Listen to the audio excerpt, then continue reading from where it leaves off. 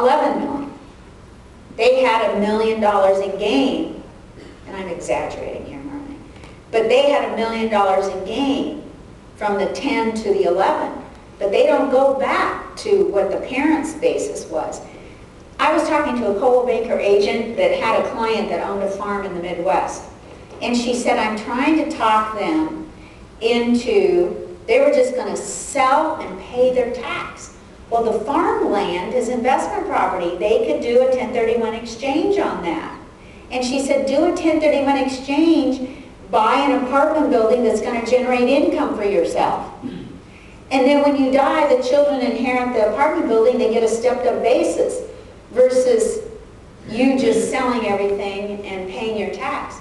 The kids don't have to go back to when you paid $200 for the farm in 1920. So it's a wonderful tool. And that's why I say your clients come up with these bright ideas. I had a call from a young woman, and she said, I want to do an exchange. I said, okay, tell me what the deal is. She said, well, it's my mother's house, and my mother lived there, but my mother deeded half of it to me 15 years ago. I said, okay, you can do a 1031 exchange on your half if you've been collecting rent from your mother on your half and claiming it as an investment property on your tax return. We know the answer. She was not collecting rent from her mother. So I said, you've got to talk to your CPA and your tax attorney that took care of things when your mother died. But from what I know, your mom paid $100,000 for the property, it's now worth $8,000. On the half you inherit from your mother, you get a stepped-up basis to $400,000. On the half that your mom deeded to you, your basis is her basis, $50,000. So she's going to pay capital gains tax on $350,000 if she sells it. But she could keep it and rent it out for a couple of years and then do a 1031 exchange into a property that she'd want to live in. Does that make sense? Yes. That's why I'm saying your clients, see, she would have been much better off inheriting the whole thing. That's why it's so important for your clients to talk to a good tax attorney and a good CPA to get the proper advice. The problem is people don't want to pay to get good advice. So they get these ideas in their head, pulling cash out, doing all kinds of things. We had a client, bought their replacement property. It's closing tomorrow. Escrow officer, okay, I told the girls they had to either go 5 minutes. Oh God, I got sidetracked here. To what? Closing tomorrow. Closing tomorrow. Escrow sends us a closing statement, and they asked for the money to close, and we had $100,000 left over in our file. And I'm talking to the client saying, you're going to pay capital gains tax on this. It's food. The whole idea in exchange is to end up with no money left over. And what happened was his friendly lender said, we can loan you another $100,000 on this property. He says, oh, okay. So he ends up with $100,000 left over. He was furious. And the deal had to close tomorrow. And I know I laugh every time I tell this story, and it's not really funny, but I said, call your CPA, ask him if we get the escrow officer to send that $100,000 to the lender on the day of closing and pay the principal balance down, will that work? And he called me back in 5 minutes. He says it would. Now, whether it would or not, I don't know, but... So, we call escrow. We said, we need a new estimated closing statement with a debit of $100,000 saying that to be sent to the lender to pay down the principal balance. So then we sent them all the money we had in the file, and that worked. You know, I promised that I would quickly go over a reverse exchange. Are you all interested? Okay. Reverse exchange is where you buy your replacement property before you sell what you're going to sell.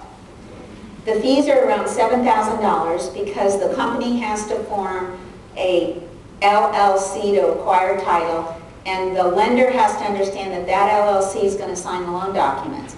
And I think some of those lenders have gone by the wayside, but they're still out there. And the client has to come up with the cash to do this. You know, whatever the cash would be out of his property he was selling, he has to come up with a down payment and closing costs. And he cannot borrow the money on the property he's going to sell, which is always a shock to everybody. But that's a constructive receipt issue. And he has 45 days from the close of his purchase to identify what property he's going to sell. And he has how many days to sell and close that property? 180. Works the same. I have known a lot of exchanges, reverse exchanges, where he didn't get to sell and close what they were going to sell timely. And so they just bought themselves another property. And a lot of people don't care. You know, they wanted that property, they're going to buy it no matter what, but they're going to try to do a 1031 exchange, and if it doesn't work, that's fine too. So, any questions? No? Partial exchange. Pardon? Partial exchange. Oh, partial. Oh, I'm glad you brought that up. Do you know, this is where I found out that people didn't know about the primary residence exclusion. Because you sell a duplex, and you live in half of it, you can take your primary residence exclusion on the half you live in and do a 1031 exchange on the other half. So let's say you have a duplex.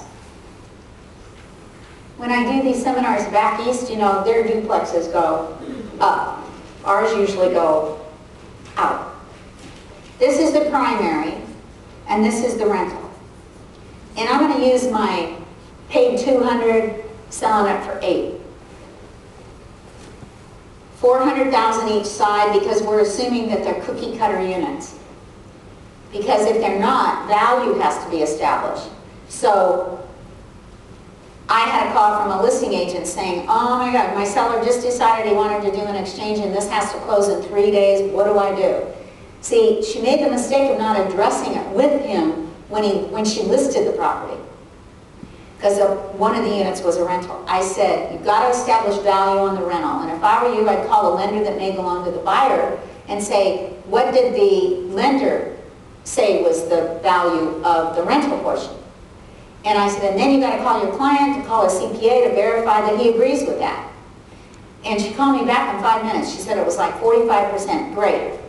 Then, now what do? I said, call the escrow officer, have her draw an amendment that seller's doing an exchange for, if it were equal, it would be 50% of the sale price.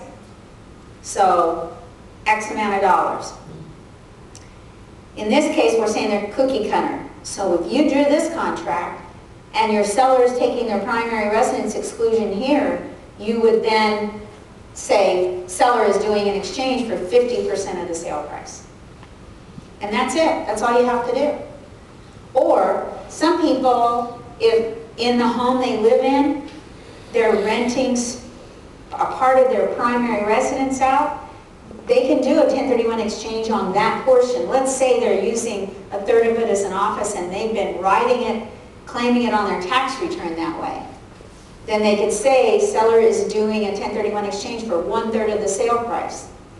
And the thing is, then when you go, whatever you go to buy, it has to be the same square footage, has to be investment property on something like that.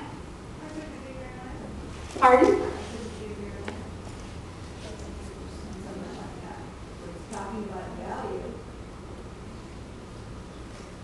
Well, vacant land qualifies to do a 1031 exchange. Yes. If you, let's say that this... The theory is the same. 1/3 of this building is income property, so it should be able to... That's right. That's right.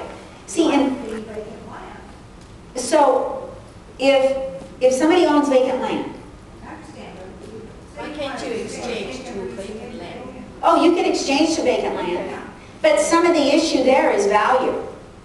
You know, if you're going to buy something of equal or greater value, great.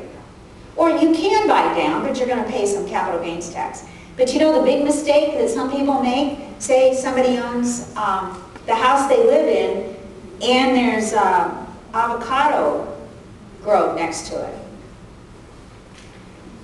They could do a 1031 exchange from the avocado grove to another investment property.